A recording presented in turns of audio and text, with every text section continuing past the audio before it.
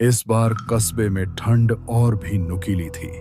हवा सिर्फ शरीर को नहीं, लगभग हड्डियों तक पहुंच रही थी। धुंध ने पूरे गांव को ढक रखा था, जैसे कोई अदृश्य परछाई हर गलियों, हर घरों और हर सांस के बीच अपना साम्राज्य फैला रही हो। अंधेरी रात में चार दोस्त रोज की तरह पीपल के पेड़ के नीचे जलते अलाव के चारों ओर बैठे थे। यार, इस बार की ठंड कुछ ज्यादा ही है, सीधे शरीर के अंदर तक चुभ रही है। सही कह रहा है तू। सुबह ट्रैक्टर स्टार्ट करते समय हाथ ऐसे सुन्न पड़ जाते हैं जैसे उनमें जान ही ना बची हो। तुम सब ठंड छोड़ो। कल रात मेरे साथ कुछ ऐसा हुआ जिसकी वजह से मुझे पूरी रात नींद नहीं आई। ऐसा क्या हुआ भाई, जिसकी वजह से तुझे पूरी रात नींद नहीं आई? कल रात किसी ने मेरा नाम लिया बिल्कुल कान के पास, लेकिन जब मैंने आंख खोली तो कमरे में कोई नहीं था। लगता है कल रात ये कोई पक्का भूतिया फिल्म देखकर सोया होगा। हवा और ठंडी हो गई थी। आग की लपटें भी जैसे सिहरने लगी हों। सब एक दूसरे की तरफ देखने लगे। यार, आज तो काफी रात हो गई है, लेकिन शंकर चाचा अभी तक नहीं आए। उनके किस्सों के बिना तो चबूतरे की रौनक ही नहीं जमती। तभी धुंध के भीतर दूर कहीं एक आकृति उभरती दिखाई दी। धीमी चाल, झुका हुआ शरीर, जैसे कोहरा खुद किसी को हमारी तरफ धकेल रहा हो। अरे देखो, लगता है चाचा आ रहे हैं। सबकी निगाहें उसी दिशा में टिक गईं। धुंध इतनी घनी थी कि कुछ भी साफ दिखाई नहीं दे रहा था, लेकिन जैसे जैसे वह आकृति पास आई, पहचान में आ गया कि वह और कोई नहीं, हमारे गांव के शंकर चाचा थे, जो कम बोलते थे, लेकिन जब बोलते थे तो उनकी बातें कई रातों तक नींद नहीं आने देती थीं। शंकर चाचा बिना कुछ कहे चुपचाप आकर अलाव के पास बैठ गए। आग की रोशनी उनके चेहरे पर पड़ रही थी और पहली बार चारों ने महसूस किया, उनकी आंखों में आज कुछ भारी, कुछ डरावना सा छुपा था। आज पीपल के नीचे बैठे हो? हाँ चाचा, रोज यहीं तो बैठते हैं। चाचा ने बिना जवाब दिए आग की तरफ हाथ बढ़ाए। गलती कर रहे हो तुम लोग, क्योंकि इसी पीपल के नीचे मैंने एक बार मौत को चलते देखा था। पूरा माहौल जैसे एक पल में जम गया। मौत और इस पीपल के नीचे? चाचा, ये आप क्या बोल रहे हैं? चाचा ने धीरे से अपनी आंखें उठाई, सीधे चारों की आंखों में देखा। हाँ बेटा, मौत जो मैं आज सुनाने जा रहा हूं वो कोई मनगढ़ंत किस्सा नहीं है। ये मेरी अपनी जिंदगी की घटना है। तब मैं सिर्फ 24 साल का था। सच में चाचा? फिर तो जरूर कुछ भयानक हुआ होगा। चारों दोस्त बिना पलक झपकाए बैठे रह गए। कहानी शुरू हो चुकी थी। ये बात है आज से 20 साल पहले की। वही कच्ची सड़क थी जो सीधे उस घने जंगल में जाती थी, और उसी रास्ते के बीच खड़ा था वो पीपल का पेड़। उस समय रात के ठीक 1 बज रहे थे। शहर से लौटते लौटते रात गहरी हो चुकी थी। दिन भर की थकान मेरे चेहरे पर थी, हाथ में टॉर्च और दिल में एक अजीब सी बेचैनी। आगे का रास्ता मुझे अकेले ही पैदल तय करना था, और वह रास्ता सीधे उसी पीपल के नीचे से होकर जाता था।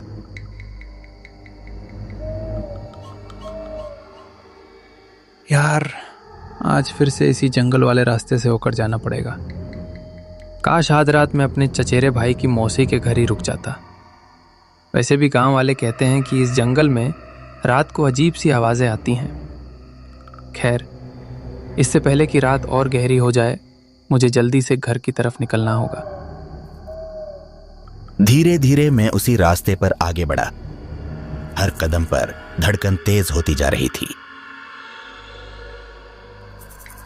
चलते चलते जैसे ही मैं पीपल के पास पहुंचा, मेरे कदम अपने आप धीमे पड़ गए। हवा चल रही थी, पास के सारे पेड़ हिल रहे थे, लेकिन पीपल वो बिल्कुल स्थिर था। अजीब है, सारे पेड़ हिल रहे हैं लेकिन ये पीपल क्यों नहीं हिल रहा? मैंने एक पल के लिए उसे घूर कर देखा। दिल में अजीब सी खटास थी, जैसे वो पेड़ मेरी तरफ देख रहा हो। फिर मैंने नजरें हटा ली और उसे नजरअंदाज करके आगे बढ़ने लगा। तभी पीली टॉर्च की रोशनी में कुछ हिला। मैं ठिठक गया। मैंने कांपते हाथों से टॉर्च उठाई। पीली रोशनी में पेड़ की जड़ों के पास कोई बैठा था, पीठ मेरी तरफ, सिर झुका हुआ, बिल्कुल स्थिर, जैसे कोई साया बैठा हो। मेरा दिल जोर जोर से धड़कने लगा। मैंने हिम्मत जुटाई। कौन है वहां? वापिस कोई जवाब नहीं आया। मैं उस साये की तरफ एक कदम बढ़ाने ही वाला था कि तभी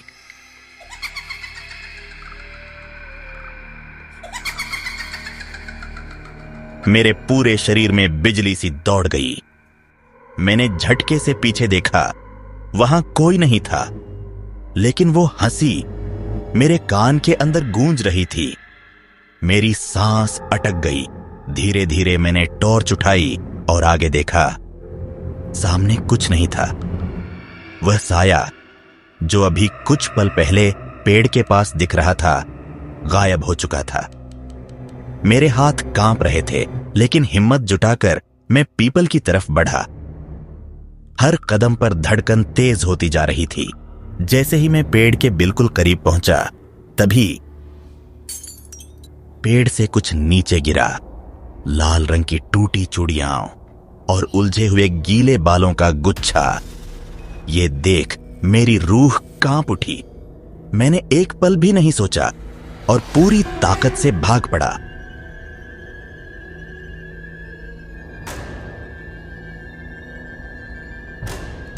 मैं बिना पीछे देखे दौड़ता रहा। कब जंगल पीछे छूटने लगा, कब हवा में चाय और धुएं की खुशबू घुल गई, मुझे खुद एहसास नहीं हुआ। अंधेरे के बीच एक छोटा सा ढाबा दिखाई दिया। पीली बल्ब की कांपती रोशनी और अंदर बैठे कुछ लोग। उस पल पहली बार लगा शायद बच जाऊंगा। भैया, गांव जाने का रास्ता किधर पड़ेगा? इतनी रात में कहाँ से आ रहे हो भाई? वो उधर जंगल की तरफ से। रास्ते में उस पीपल के नीचे तो नहीं रुके? नहीं, सीधे आगे बढ़ता रहा। अच्छा है, बस सीधे इस रास्ते से गांव तक पहुंच जाओ। ढाबे वाले की बात सुनकर मैं गांव की तरफ निकल पड़ा। रास्ता सुनसान था। दिल तेज धड़क रहा था और लग रहा था जैसे कोई अब भी पीछा कर रहा हो। और जब घर के बाहर पहुंचा, तब जाकर सांस में जान लौटी। हे भगवान, आज तो जान बच गई। आज के बाद रात में कभी उस जंगल की ओर नहीं जाऊंगा। उस रात तो मैं बच गया, लेकिन कहानी यहां खत्म नहीं हुई। क्योंकि उस रात के बाद उस पीपल के पेड़ ने किसी और का इंतजार करना शुरू कर दिया था। कुछ दिन बाद गांव में 4 नए लोग आए थे। रोहन, रवि, कुणाल और अमन। चारों की यहां नई नई सरकारी पोस्टिंग हुई थी।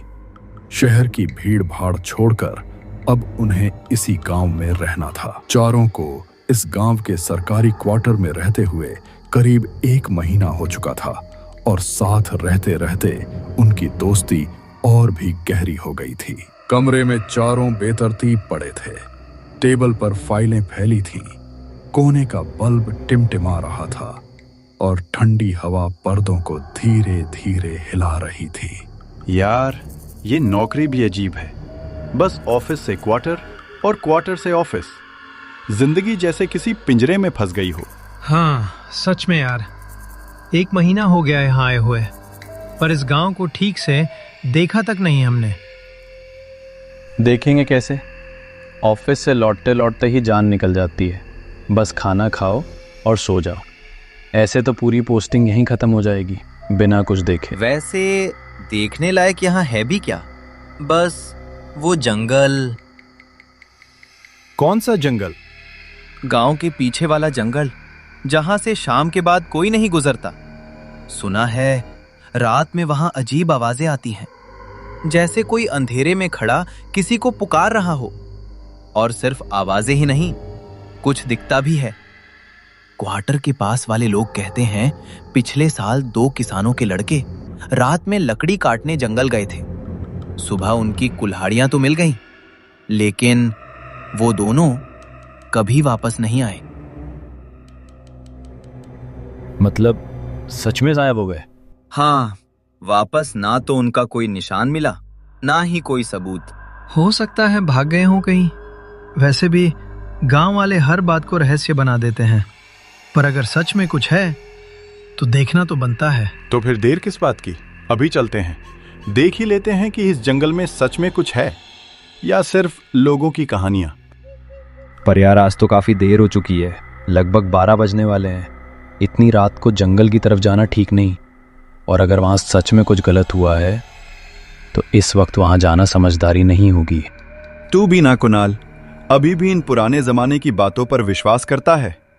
भूत प्रेत जैसा कुछ नहीं होता। हो या ना हो, पर कुछ जगहें ऐसी होती हैं जहां बिना वजह नहीं जाना चाहिए।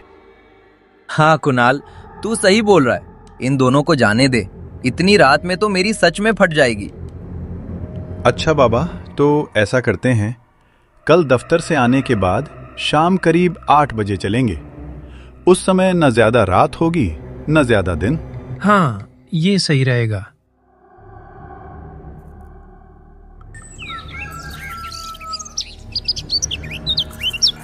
अगली सुबह चारों दोस्त रोज की तरह अपने अपने दफ्तर के लिए निकल गए। दिन भर सब अपने काम में व्यस्त रहते हैं। शाम करीब 7 बजे अमन, रोहन और कुणाल काम खत्म कर घर लौट आए, लेकिन रवि का दफ्तर गांव से काफी दूर शहर में था और रवि अब भी दफ्तर में फंसा हुआ था। रवि, ये जमीन अधिग्रहण की फाइल आज ही पूरी चाहिए। कल सुबह ऑडिट है। जब तक काम खत्म ना हो कोई भी घर नहीं जाएगा। घड़ी की सुइयां आगे बढ़ रही थीं और घर में बैठे तीनों रवि का इंतजार कर रहे थे। यार 8 बजने वाले हैं, आज इस रवि को क्या हो गया है? अभी तक आया नहीं। कहीं जंगल जाने के डर से पीछे तो नहीं हट गया? नहीं, ऐसा नहीं है। वो कभी लेट नहीं होता। कुछ तो गड़बड़ है। तीनों काफी देर तक इंतजार करते रहे, लेकिन रवि का कोई अता पता नहीं था। उधर रात गहरी हो चुकी थी। आसमान बार बार बिजली की तेज चमक से चीर रहा था, मानो किसी भी वक्त बारिश शुरू हो सकती हो। तभी दफ्तर का दरवाजा खुला और रवि बाहर निकला। थका हुआ चेहरा, भारी आंखें। यार आज तो बहुत देर हो गई, 11 बज गए। काम करते करते पता ही नहीं चला। उसने चारों ओर नजर दौड़ाई। सड़क लगभग सुनसान थी। कहीं कहीं दूर स्ट्रीट लाइट की हल्की रोशनी पड़ रही थी। फिर वह धीरे धीरे कदम बढ़ाते हुए आगे बढ़ा और सड़क के किनारे जाकर रुक गया, जहां खड़े होकर वह टैक्सी का इंतजार करने लगा। आज का जंगल जाने का प्लान तो गया। वो तीनों तो कब से मेरा इंतजार कर रहे होंगे। कम से कम फोन करके बता तो दूं। रवि ने जेब से मोबाइल निकाला, स्क्रीन ऑन करने की कोशिश की, लेकिन फोन बिल्कुल डेड था। कमाल है यार, ये भी अभी होना था। रवि काफी देर तक किसी सवारी का इंतजार करता रहा, लेकिन सुनसान सड़क पर कोई भी नहीं आया। तभी एक टैक्सी उसके पास आकर रुकी।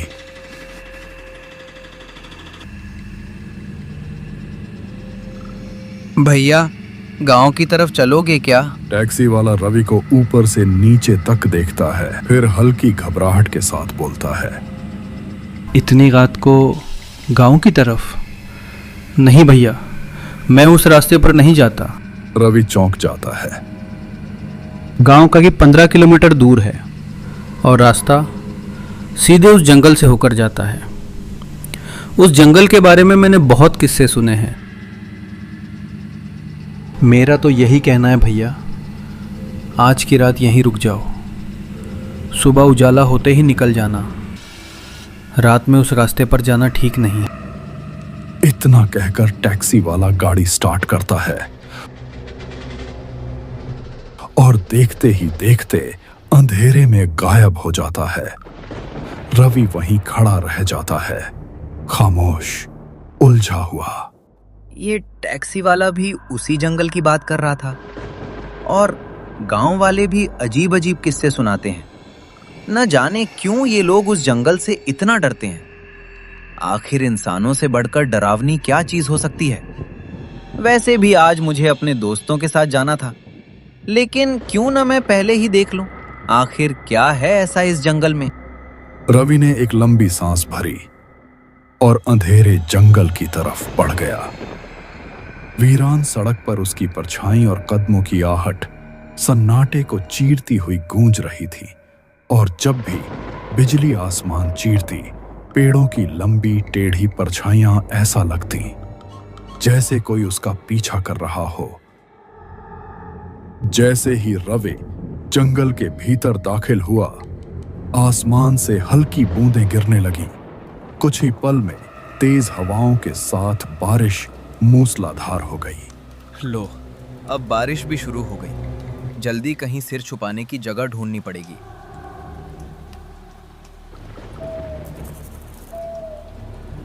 रवि तेज कदमों से भीगते हुए आगे बढ़ता रहा।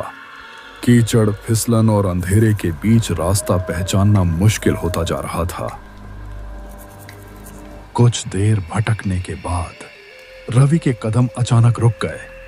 सामने अंधेरे और बारिश के बीच एक विशाल पेड़ खड़ा था।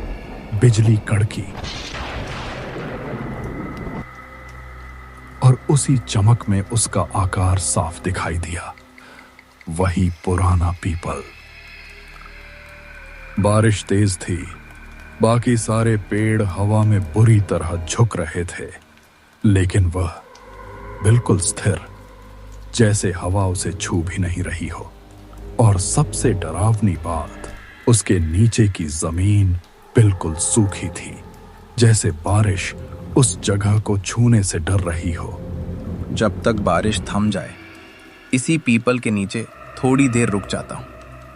कम से कम भीगने से तो बच जाऊंगा।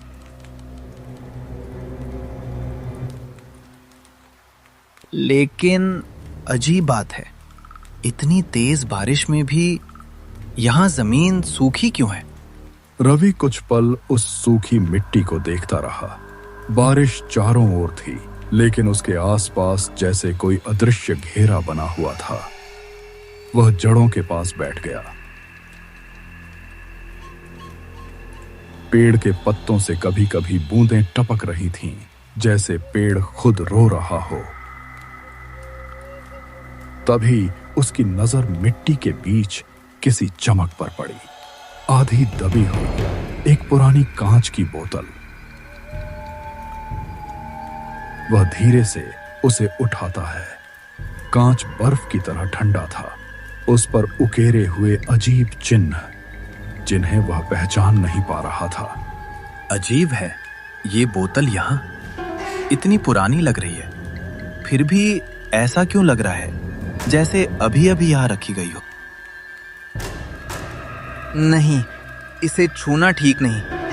कुछ अजीब सा लग रहा है इसमें। जितना दूर रहूं उतना अच्छा है। वह बोतल वापस रख देता है। एक पल के लिए उसे हल्की सी राहत महसूस होती है, जैसे उसने कोई गलती होने से बचा ली हो। वह उठने को होता है, तभी हवा अचानक ठंडी हो जाती है। बारिश की आवाज धीमी पड़ती है और फिर बहुत धीमी फुसफुसाहट उसके कानों में गूंजती है। रवि। उसका दिल जैसे एक पल को थम गया। वह घबराकर चारों तरफ देखने लगा। फिर वही आवाज, इस बार थोड़ी साफ। रवि। अब की बार आवाज जैसे बिल्कुल नीचे से आ रही थी। उसकी नजर धीरे धीरे जमीन पर रखी उसी कांच की बोतल की ओर गई। बोतल के भीतर धुंध सी हलचल थी। रवि बेटा, मुझे बचा ले। रवि की सांसें तेज हो जाती हैं। नहीं, ये नहीं हो सकता।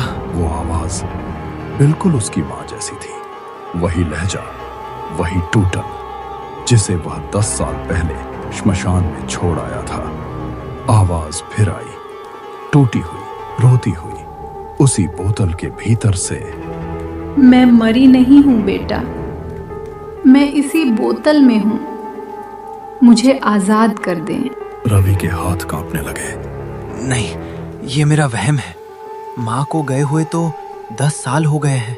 लेकिन आवाज फिर गूंजी। रवि, मैं इतने सालों से तेरी राह देख रही हूं बेटा। हर रात बस यही उम्मीद थी कि तू आएगा।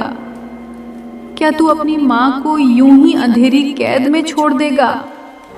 बोल बेटा, क्या तू मुझे आजाद नहीं करेगा?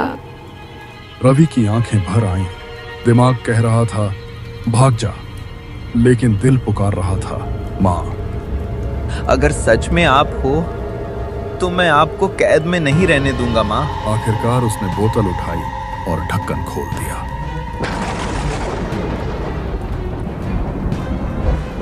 एक ही पल में जंगल का माहौल बदल गया। चारों ओर काला घना धुआं फैल गया। धुएं के भीतर एक साया उभरा और अगले ही पल वह साया चीखता हुआ सीधे रवि के शरीर में समा गया। रवि का शरीर अकड़ गया। वह जमीन पर गिर पड़ा, बिल्कुल निर्जीव। चारों ओर बस भयानक खामोशी थी।